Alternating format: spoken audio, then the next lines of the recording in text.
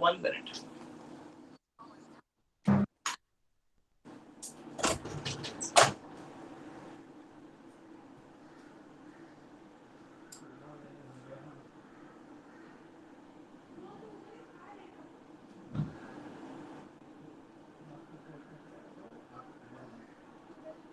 नहीं दिखता नहीं है वो टॉवल है.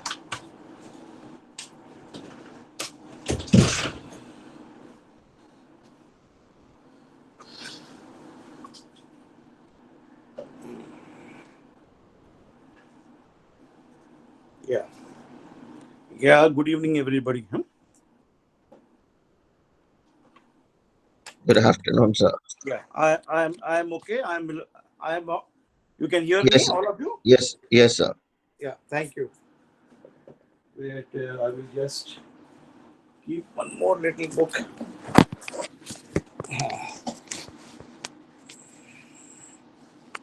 One minute. I'll just put the on this one aeroplane mode. Somebody will call me.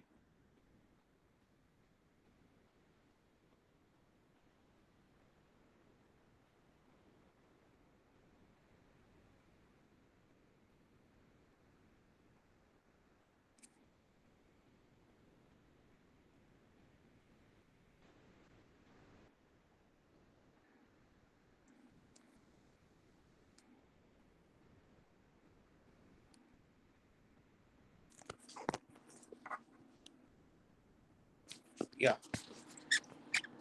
Hello. Yes, You all sir. can hear me? Yes, sir. Yes. Thank you. Yes.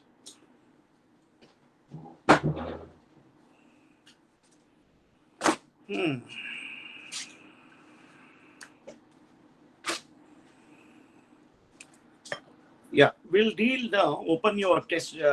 Dare Act. Take up section 10 dealing with conspiracy. How evidence is adduced in cases relating to conspiracy, which is under section 120A and B of the uh, Indian Penal Code. Now, side by side, also keep your IPC open. Yeah. I will now first read the section, then illustration, then explain to you the concept with the help of the Supreme Court judgment. Yeah, section 10. Things said or done. Things said. 1 minute. Give me another 2 minutes, please.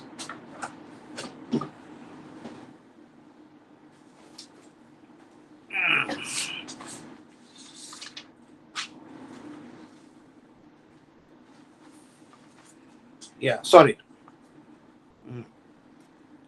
Section 10. Things said or done by conspirator in reference to common design. Now, the expression common design, common intention, you must have come across under section 34 of the Indian Penal Code, isn't it? Section 34, yaad aa raha aapko? Please kindly revert back to section 34 to understand this very important section. Section 34 check कर लीजिए आप. 1 minute. Open, sir. I'm just keeping my book here. This is a little not possible. Yeah. I'll just first take you through section 34. See, when you see the meaning of section 34, any act done by several persons in furtherance of the common intention. When a criminal act is done by several persons in furtherance of the common intention of all, each of such person is liable for that act in the same manner as it were done by him alone. So this section 34 is normally invoked when there are two or more persons jointly being tried in the commission of the offense, in any offense, not only conspiracy, offenses of theft, offenses murder, any offense under the Indian Penal Code or any other penal legislation. Now, for the purpose of section 10, in order to appreciate the evidence evidence is led, please come and see. Also invoke section 120A of the Indian Penal Code to know the definition of conspiracy. See, definition of criminal conspiracy: when two or more persons agree to do or cause to be done an alleged act or an act which is not illegal by illegal means, such an agreement is designated a criminal conspiracy. So which section is this? Section 120A of the Indian Penal Code. Section 120A खोल दीजिए, because it is not defined in Yes, sir, it's Evidence Act. Yes. Definition of criminal conspiracy: when two or more persons agree to do or cause to be done an illegal act or an act which is not illegal by illegal means, such an agreement is designated as a criminal conspiracy, provided that no agreement except an agreement to commit an offense shall amount to criminal conspiracy unless some act besides an agreement is done by one or more parties to such agreement in pursuance thereof. Explanation: it is immaterial whether the illegal act is ultimate object of the agreement or is merely incidental to the object. So, keeping in view the definition of the provisions of section 120A, we had to read, because there's the two or more persons are joining here. In that light, you read section 10 now. Now, where there is a reasonable ground to believe that two or more persons have conspired to commit an offense or an actionable wrong. See that for the purpose of section 10, even a civil wrong is included, because Evidence Act applies to both criminal offenses as well as civil cases. In civil cases, fabrication of document, entries made in the books of account, all these are actual. Breach of trust, breach of trust, or what you call it, dishonest misappropriation. They all come under this actionable wrong, and also under the provisions of the Indian Contract Act. When termination is long illegal, or when your agent or principal may commit mistakes, or termination is of agency is wrong, so the actionable wrong is used. Where there is reasonable ground to believe that two or more persons have conspired together to commit an offense, number one, or an actionable wrong. So committing an offense may be under the Indian Penal Code or under the any other criminal legislation, such as the Money Laundering Act, maybe under the Corruption Act, many other acts, many other ways. Actionable wrong means civil wrongs. Anything said, comma, done or written by one of such person in reference to their common intention. So the common intention again is you have to invoke section 34 of the Indian Penal Code. So under section 34 of the IPC, what is used is in furtherance of the common intention, whereas in Evidence Act they use the word in reference to their common intention. So the Supreme Court clarified the expression reference to the common intention is much more wider and larger in comparison to the expression in furtherance of the common intention under the penal legislation or English law of evidence, which is based on the Taylor's law of evidence. We'll come to that here. In reference to the common intention, after the time such intention was first entertained by any of them is relevant fact as against each of the person believed to do so conspiring, as well as for the purpose of proving the existence of conspiracy, as far as for the purpose of showing such a person was party to it. So here section 10 is attracted, can be invoked not only for the commission of the criminal offenses, but also for actionable wrongs, civil cases. Now, where the parties have to show that more than two or more persons have done some act or written some act, one of them had done it in reference to the common intention. So if one person has done the act, the other person also binding upon them. It's like the law of agency under the provisions of the Indian Contract Act. You must be aware of under the Indian Contract Act, the actions of the whatever action done by the agent is binding upon the principal, isn't it?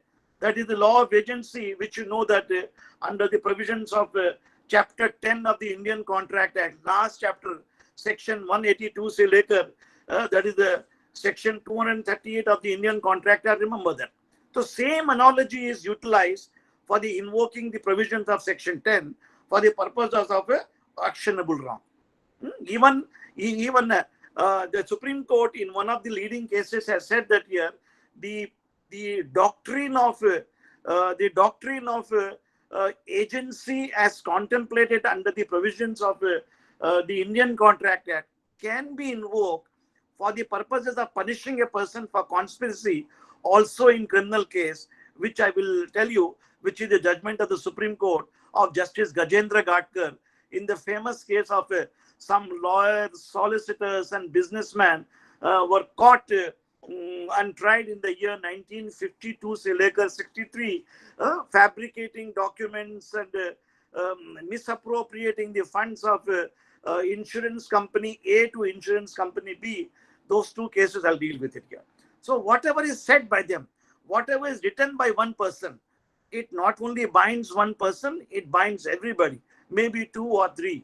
Like for example, in the Navjot Tej Badu's case, the bomb blast parliament attack case, the Supreme Court held that here the whatever telephonic conversation the accused person had with XYZ, 3 or 4 of them, these are all they have hatched a conspiracy. They plan a conspiracy to attack the parliament. So the indirectly the Supreme Court said that here even by leading a circumstantial evidence conspiracy was proved. Similarly, the Bombay blast case, you know that Ajmal Kasab's case, though the conspiracy was hatched in Pakistan, we could not examine the main culprits in Pakistan because of the non-cooperation of the Pakistani agents. But from the statements which were recorded from the Ajmal Kasab and other the 8 culprits who participated, their telephonic conversation, the court drew inferences that here, yes, there existed a criminal conspiracy which is triable, where evidence can be led and believed under Section 10 of the Evidence Act, read with Section 120A of the Input. That is how most of them were convicted. All of them were convicted and sentenced to capital punishment, rightly so in the matter. So here, the Section 10 evidence is led not only for civil cases, criminal cases. Now you have to bear in mind the provisions of Section 120A of the Indian Penal Code and Section 34 to understand the common intention, and the law of agency as contemplated under the Indian Contract Act, that is Section 182 se lekar Section 238. You have to remember as a young lawyer, when you are presenting your case before the court of law, why the doctrine of agency is invoked and from what cases I will report to you. Now, before we go to the cases, let us see the illustration to appreciate. Yes. Sir, quick question, sir. So for a conspiracy, it has to be more than one person, no, sir? More than 2%. Yes, sir. So then why is it? One person cannot do conspiracy. Yes, minimum so 2 persons are required. minimum 2. So why Minimum then why 2 does? person, 2 or Yes, more sir. person. Yeah, okay. So then why does it say, sir, that when the thought came to the first person, sir, shouldn't it be when the thought came to the when it was shared with somebody? Shouldn't that be the point? It says when the conspiracy was first entertained by that person. That is, but he's just one. Unless he shares it, how is it really a conspiracy? I'll come to know. The conspiracy exists and hatched and executed. Planning take place before the arrest of the accused person. Once a person is arrested, and that is the end of the conspiracy. So, these statements recorded by a police officer subsequent to arrest cannot be called conspiracy. So this is all pre-arrest I'll come to know from the judgment I explained to you. It is all pre-arrest planning, pre-arrest execution. Pre-arrest may not be executed. At least planning, maybe from the entries in the telephone, entries in the books of account, entries from the talk, from the communication, telephonic recording, tape recording. So if the conversation has come in the hand of a police officer, these people are planning to do some illegal act, maybe wanting to plant a bomb, maybe wanting to bribe a police officer or a judge of the Supreme Court, High Court, more than two person are planning to do an illegal act. That should be done, that planning, that particular conspiracy in furtherance of the common intention of both the person is an act which is done prior to arrest. After arrest के बाद क्या होगा? The statement recorded of a person will be hit by section 162 of the CRPC. So they are not evidence. आप समझे ना आप? And if a person dies also, one of the Supreme Court judgments, I'll cite you, state of Gujarat versus Mohammed Atiq's case, the Supreme Court said under the TADA, under the provisions of TADA, the provisions of Evidence Act relating to confessions are not applicable. That is section 24, 25, or 27, strictly not applicable. I mean, confession can be recorded before a superintendent of police under the TADA Act. Prior to Mokoka, we had a TADA Act, a stringent act in the early 80s and 80s until 90. So under the TADA Act, a superintendent of police, not the police officer, not the constable, not a senior PI, it is the superintendent of police is given, vested with power to record the confession. That is binding if a confession is recorded. So one of the such cases in Gujarat, what happened? Certain accused were wanting to plant bomb in certain places, more than 2-3 people. The FIRs were registered in 3-4 places, 3-4 police stations, against 3-4 people here. Now, during the prosecution, the public prosecutor wanted to use the tape record statement, a statement of one person recorded by the police officer, superintendent, by way of confession in one matter against each other. Now, permission was sought by the public prosecutor. In the meanwhile, one of the accused person dies.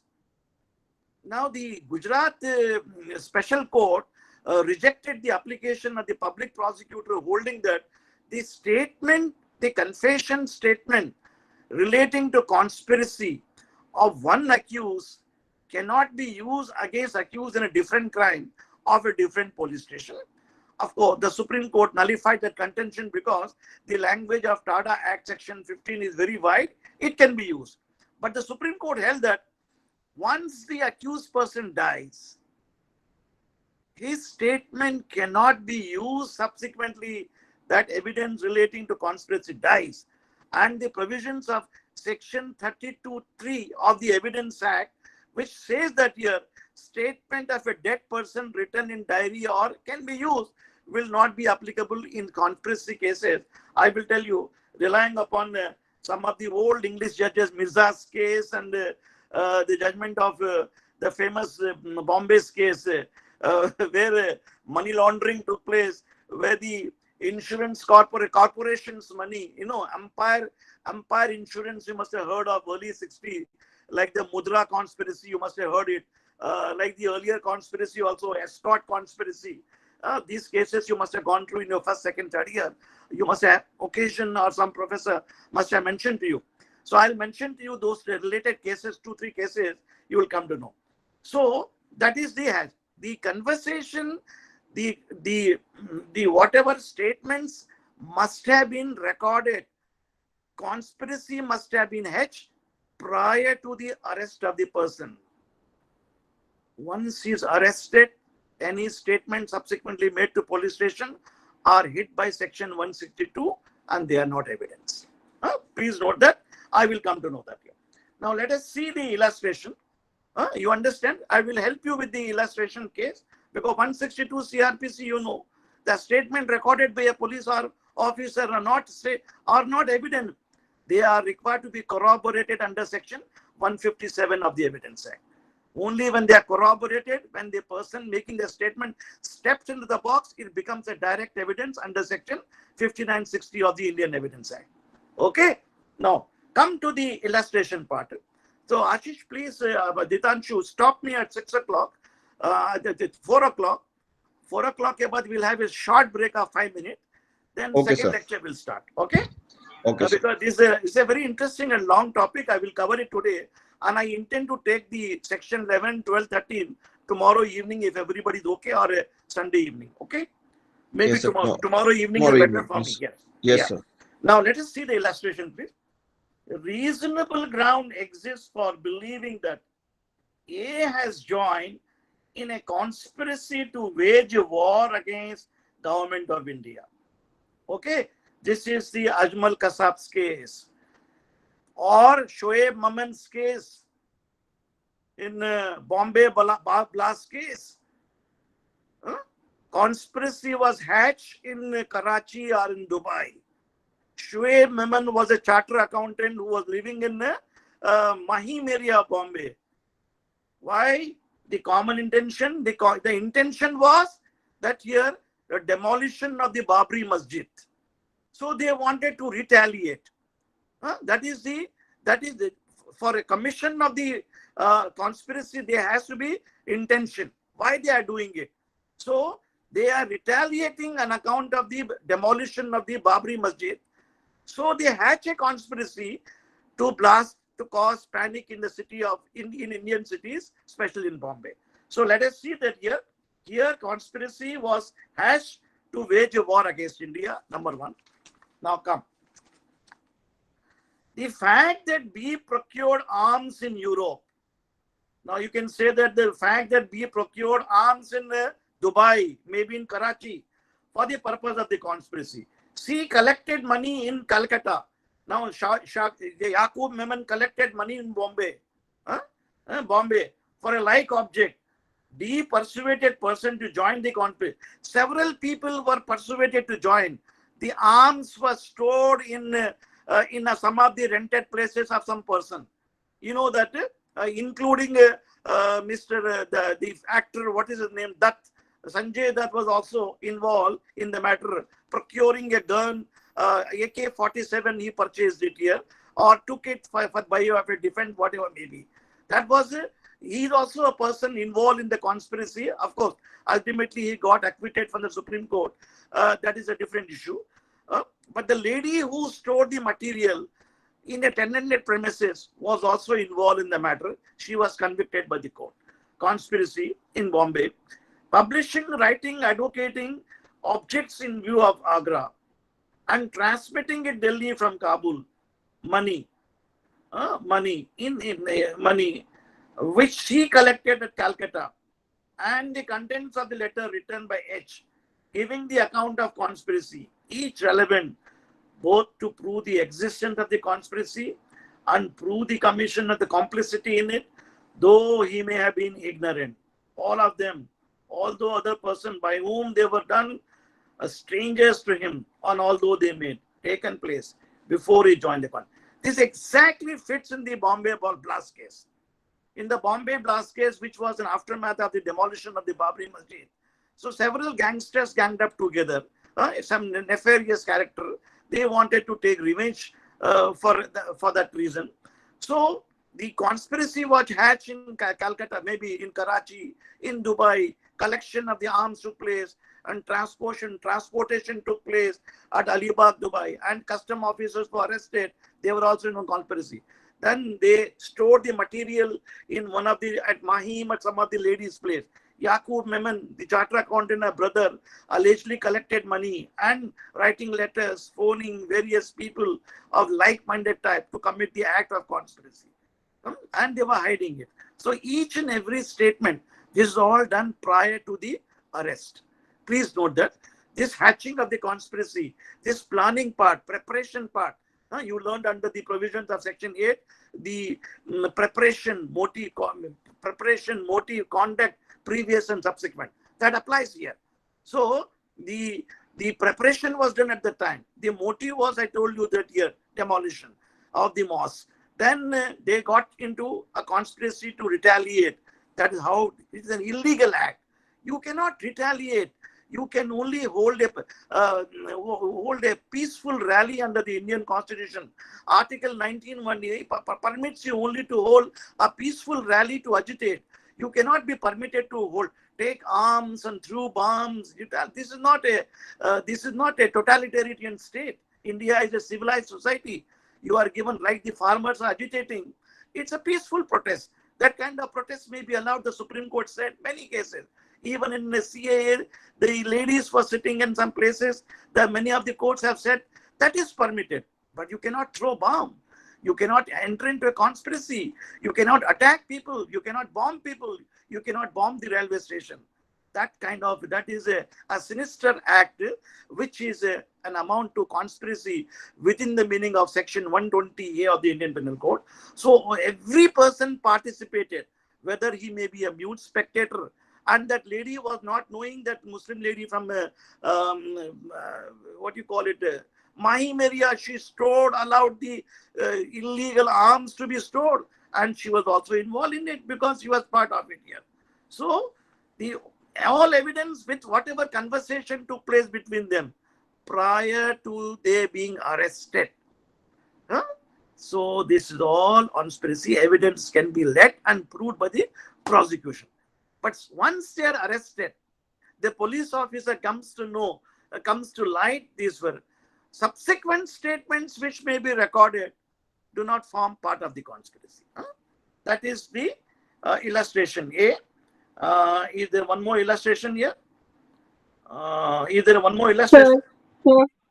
Sir, before you move to another illustration, I just want to ask if there are several people involved in conspiracy, suppose A, B, C, D, E, F, G, Yeah. but A, B, C, D, they are conspiring something, but they are unaware that E, F, G has also conspired something else which they don't know. So is it from the same conspiracy members? Yes, even if They they are are also ignorant, part even of. if they are strangers, even if they are remotely connected to it. That is what the illustration says. That read the illustration very carefully again. In the middle, it says that here, H giving the account of conspiracy, each relevant both for the proviso exists in the conspiracy to prove H's complicity in it, although they may not have been ignorant, or they have been ignorant of all of them. And although Yeah, that the is why I person asked, by sir, whom because I they were was. done were strangers to him, even you may be Hmm. ignorant. Suppose you silently come and keep your, if I tell you that here, I am having a AK-47, you are my good friend, you please store it in your house, you do it up. Hmm. Huh? Hmm. The law presumes that you know about it. Oh, That is an illegal act. You are not supposed to do that here. And you cannot keep illegal arms in your house because under the Arms Act also is an offense. And it is also presumes to be in a conspiracy. You can be also called a member of the conspiracy participating in the crime. Now, some of the leading judgments I will give you. One of the early judgment which went to Supreme Court, just will first take it up here. Judgment of Badri Rai versus State of Bihar, AIR 1958 Supreme Court, page number 953. Judgment dated 18th August 1958. BP Sinha versus Justice Imam. This is one of the early judgment which went to Supreme Court, which says whether the statements by the conspirators, here conspiracy to bribe police officer to hush up a case against one of the conspirators. A statement by one of them while offering bribe that it was being offered on behalf of the another conspirator to hush up the matter, whether admissible or not, is the subject matter. I will just briefly take you through the relevant facts. When you see the paragraph number 2, the facts is starting. One Ramji Sonar is a goldsmith. He is a goldsmith by profession. And he runs his shop. Which case is this? Badri Rai versus State of Bihar. Of the year 1958. Have you got it, Ashish? Opening it, sir. This is why I am taking the early decision year-wise so that you understand. Because old judgments are beautiful and beautifully written, short and a very, very knowledgeable judgment. I would say that judgment of these days are more cumbersome, more factually overburdened, because I think more crimes here. In the early days, maybe less crime and shorter judgment, and judges were very trying to be very brief. Let us see. Sir, today it's okay if judges make brief statements or it will impact their careers. Pardon? If judges make brief judgments today, will it impact their career or will it be okay? No, it is all up to their style. You know how they have learned the advocacy and style and all depends upon them, the state of mind. It is not that their judgment is also good. I'm not saying. Many of them are lengthy and unduly lengthy, but some of them, many of them write also short and sweet judgment. But having regard to the present day scenario where the crimes are so many people being involved and so many companies together, and you can't even help judges. They have to summarize the facts, and even the advocates are responsible for making lengthy submission, written submission, and we are responsible as a legal community. So you cannot blame the lawyer itself. You have to blame our lawyers. We start writing instead of writing, one petition can be finished in 3-4 pages, but a solicitor's firm or a lawyer would like, with a view to impress the client to charge more fees, they will make it on 150 pages. Aapko malum hai na? Then I will know what they've written. You will learn it when you start reaching here. So you poor judges, you can't blame them. They have to keep reading and narration of fact dena padega. Because the Supreme Court said the High Court must give reasons and present the narration of fact. The lower courts are told to summarize the facts and give their opinion and formulate the issues and lengthy. So you cannot totally blame judges in that regard. So according to me, the problem starts with the lawyers who are responsible for making the mess of the matters. Thank you, sir. Yes.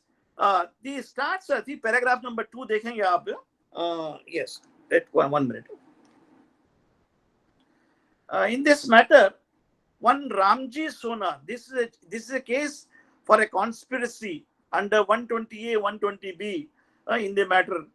Statements whether can be used in the matter, in what manner the statement of A against B can amount to conspiracy. Notice it. Ramji Sonar is a goldsmith by profession and who had a shop near the police station. समझे ना आप? Then the first respondent, Badri, who is his close friend, Badri Rai, he's a school teacher. He runs a rather school of small children in the same vicinity, in the same end. Now it appears that here our first information report was received on 22nd of August 1953 incident. The inspector in charge of a police station, after conducting various searches, sees certain ornaments and the silver from the vacant building in front of the house of the second appellant. Second appellant is Mr. Ramji Sonar. Those ornaments were being melted by 6 strangers coming from distinct places, and implements of the melting said to be supplied. The seizure was made on a suspicion that the ornaments were stolen properties. They were stolen property. That is what the FIR says that here. Now, during that period, he registered a FIR, police officer. He is doing his duty because it is a case of it is a suspicion. The police officer can, on suspicion, register a FIR and arrest any person under section 41 CRPC, which fact that. Then what happened? One fine day, when the inspector was going in his motorbike, the accused number 2, that is Ramji Sonar, he approached him and he told him, "Sir, why don't you hush up my case and I will come and do mandoli with you." आप समझे ना आप? Please don't harass me. If you can oblige me by withdrawing the FIR, I don't mind compromising and paying with some money. तो police officer ने बोला road के ऊपर you cannot tell me all this. You please come and meet me in the police station. So the police station में this gentleman, that is Badri Prasad, Badri Rai, he takes a packet containing 500 currency notes, and he meets the inspector and he tells him, I have brought the packet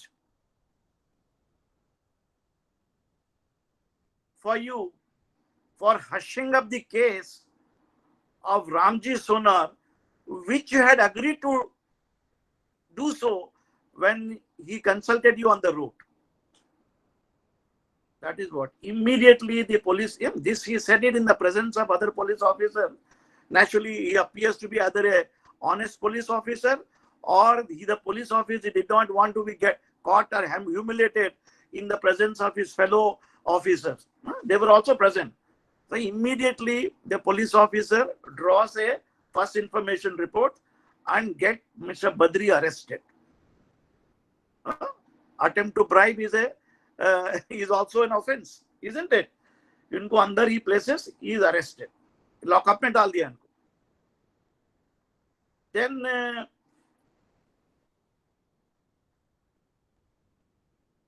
the trial took place. In the trial, both the court below, trial court as well as the appellate court, convicted them for the offences of conspiracy as well as bribing a public servant, which is also an offence which you have earlier learned. 165A.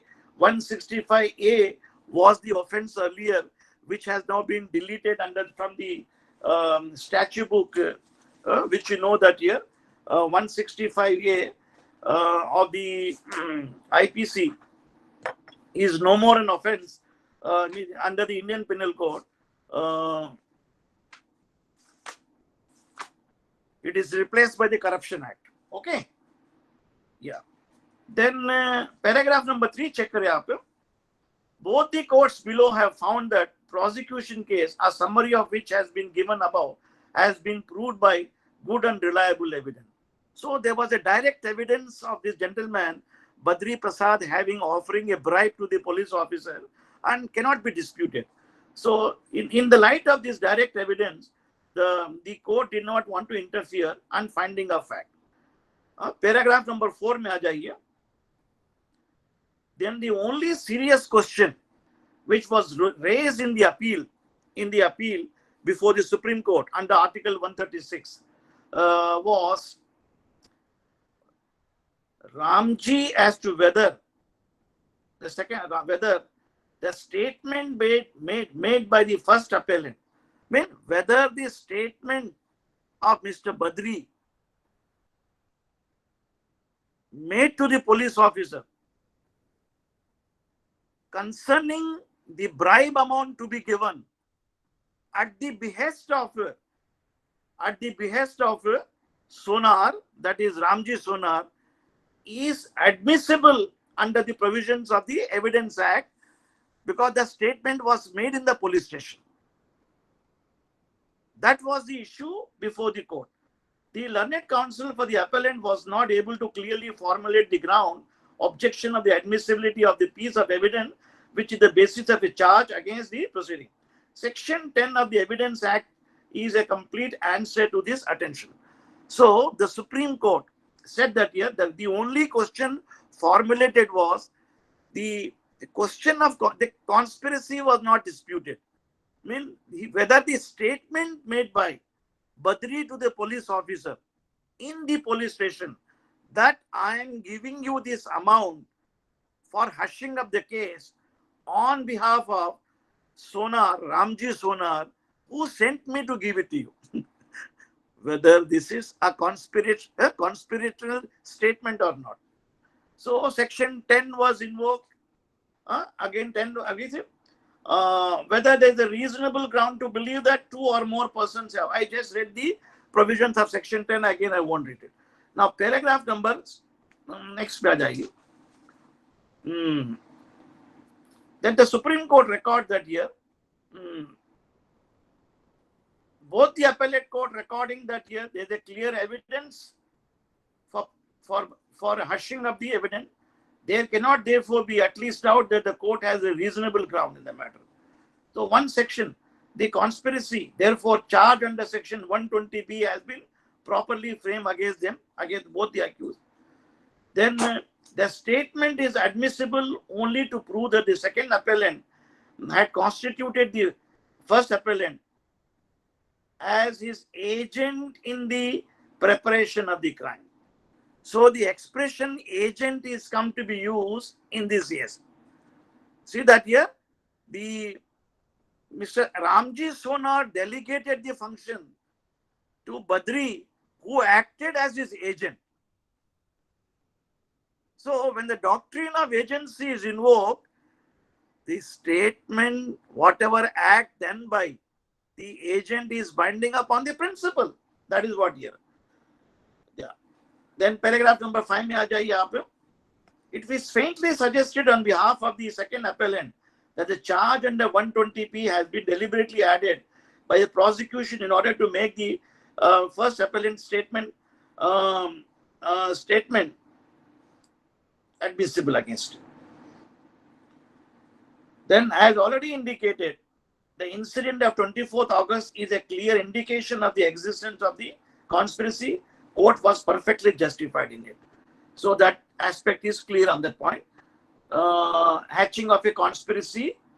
The conspiracy was hatched in darkness and executed here.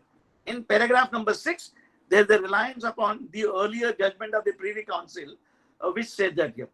It is suggested that the statement made by the first appellant on 31st August about the purpose of payment made was not admissible in view because it was the object of the conspiracy being accomplished before the statement in question.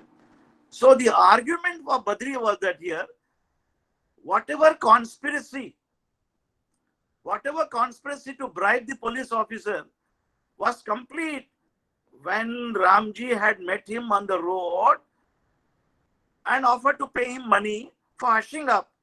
So after going to the police station offering money, the conspiracy did not exist. But the Supreme Court does not believe it. Let us see that here. Has been accomplished before this statement. Reliance was placed in this connection upon the decision of the Lordship of Judicial Committee in Mirza Akbar versus King Emperor's case. In that decision, an answer to the question raised, the payment was made at the statement and it was being made with a view to hush up the case. Again, the second appellant is a part of the same transaction. So they have invoked now section 6 of the Evidence Act. It is a part of the same transaction. It is res gestae. And also the provisions of section 7, which is the cause and effect and occasion.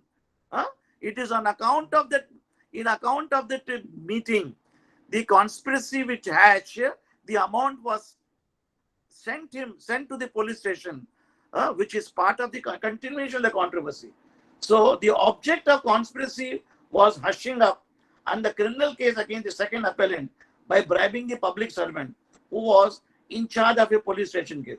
The object of conspiracy was yet from being completed.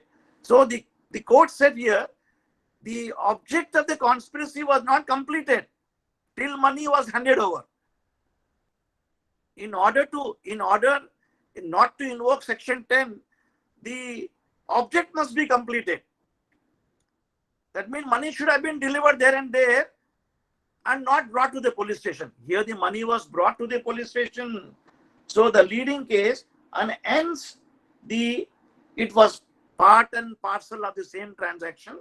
So the evidence of Badri, the statement of Badri to the police officer, giving a packet on behalf of Ramji Sonar, is a conspiratorial statement involving hatching up a conspiracy. Then the Supreme Court discussed the famous judgment of R versus Blake, which is given by Justice Lord Denning, which I have given you, see that I sent you, which is often asked in judicial examination. It is reported in 1844, 6 Queen's Bench, page number 126. on the G. Yeah, the decision is an authority both for positive and negative aspect of the question. Last paragraph I'm reading. It lays down what is admissible, what is not admissible. It held that documents actually used in effecting the object of the conspiracy were admissible, and those documents which had been created by one of the conspirators after the object of conspiracy had been achieved were not admissible. Section 10 of the Evidence Act is on the same line. It is manifest that statement in question in the present case was made by the first appellant in the course of the conspiracy and accompanied the act of payment of the money and is clearly covered by the provisions of section 10 quoted above. It must therefore be held that there is a substance, there is no substance in the only question of law raised on the appeal, accordingly dismissed. So, in order to appreciate the section 10, you have to understand the conspiracy part by invoking the evidence under section 10. Conspiracy part which has been hatched must be completed before the arrest of the accused person. Now, at the time when he offered the bribe, he was not arrested. It was only when the packet was seen by him, delivered, thereafter he was arrested. So, delivery of the packet was a continuous act, is a common intention on the part of both Badri as well as the Sonar for completing the act of conspiracy. So, as a result whereof, he was rightly convicted in this section. It's a beautiful short judgment of Chief Justice B.P. Sinha. Please remember this, a very useful judgment. Okay. Then another important judgment in this case, on the same lines or a different line, is you open a very famous fabrication case.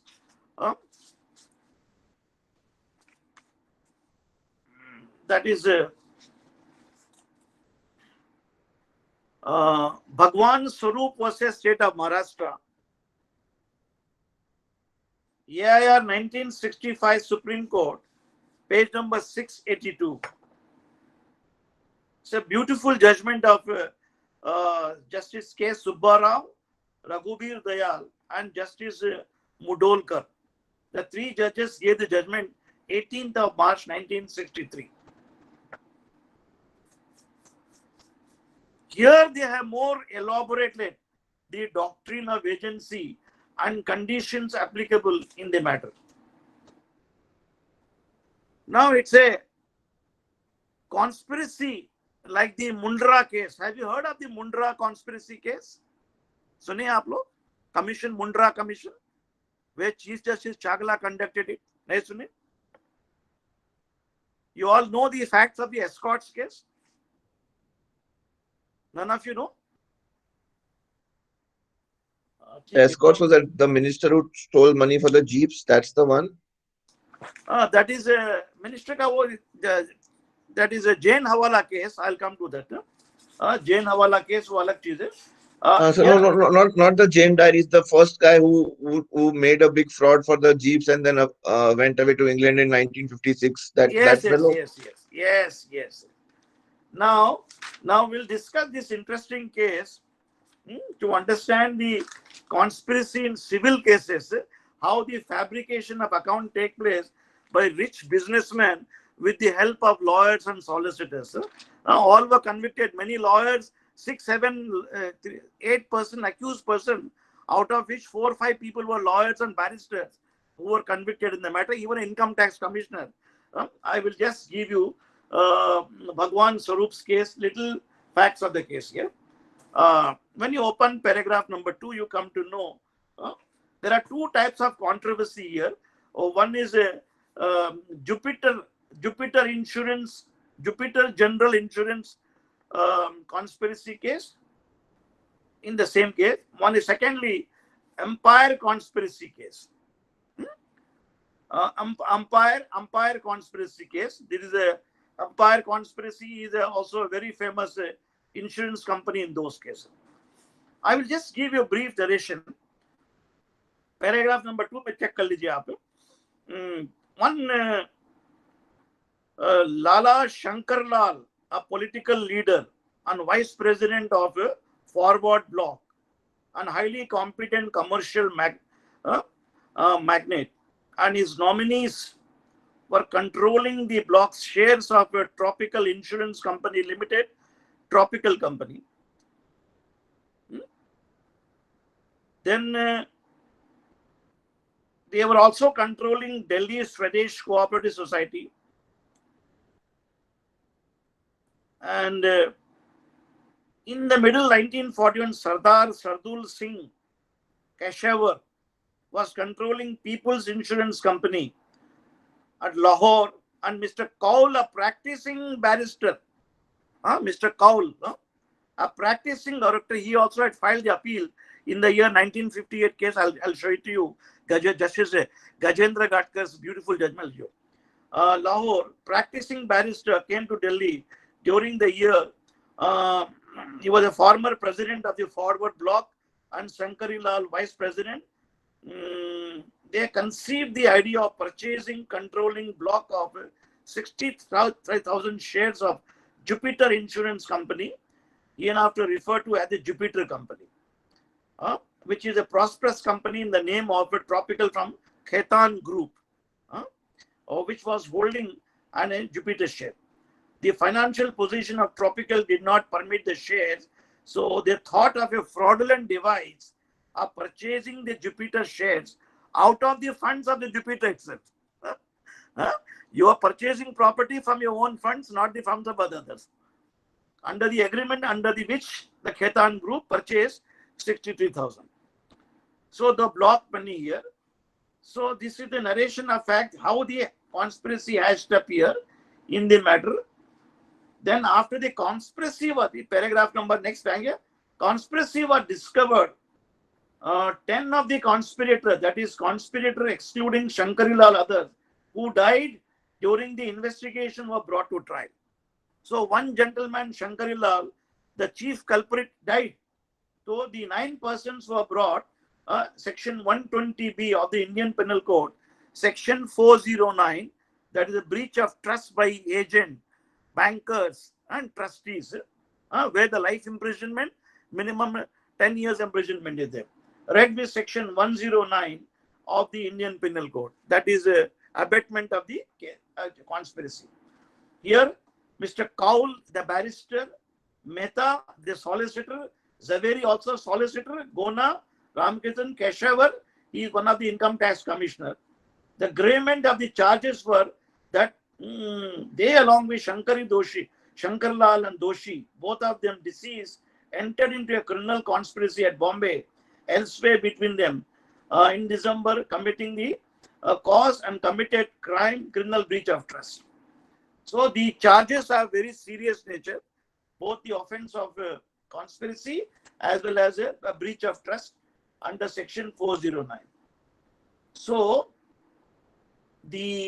I won't much discuss about it. I'm coming back to the evidence. They created fictitious loans that you can see in paragraph number 7 in the middle.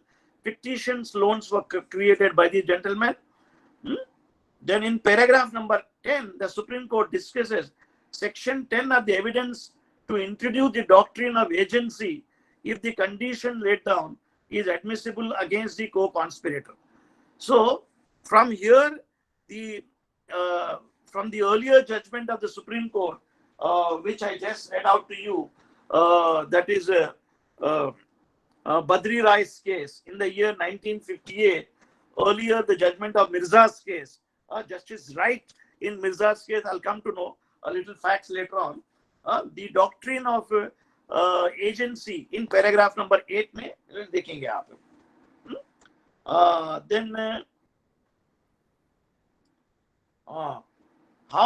Then the Supreme Court in paragraph number 8 in the middle says that here the expression in reference to their common intention is very comprehensive and appears to have been designedly used to give a wider scope than the word furtherance of the English law.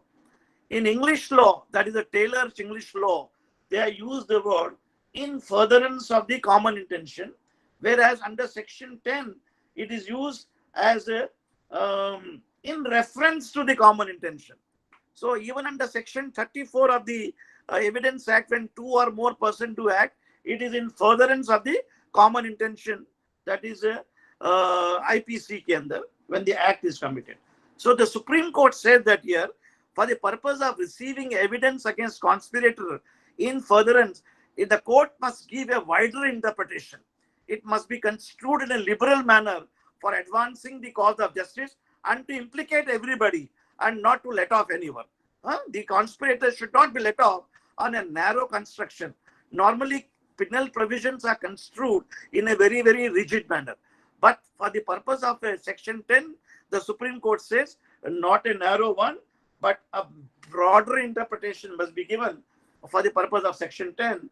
This is the first judgment of the three-bench judgment of the Supreme Court, which said so, which is against Justice Wright's judgment in Mirza's case. In Mirza's case, Justice Wright took the view that here it should not be construed so broadly. I will come to you later on when I am discussing the case of the state of Gujarat versus Muhammad Atiq's case later on. Then paragraph number 9 and 10 ke andar, they have discussed the case of common necessary for a common evidence to be led here. In a conspiracy, normally common evidence is led. You cannot be separated. A joint trial is held of all the accused person. Please note that. That is why section 30 of the Evidence Act come into play. In a joint trial, one confession made by one person against the other is admissible when the persons are jointly tried. Even a person even accused person is impleaded in the proceeding under the CRPC as the co-accused or a person accomplice, isn't it? You know that na accomplice ka expression padhe aapne under section 306 CRPC. Kahan pe hai ye accomplice ka provision?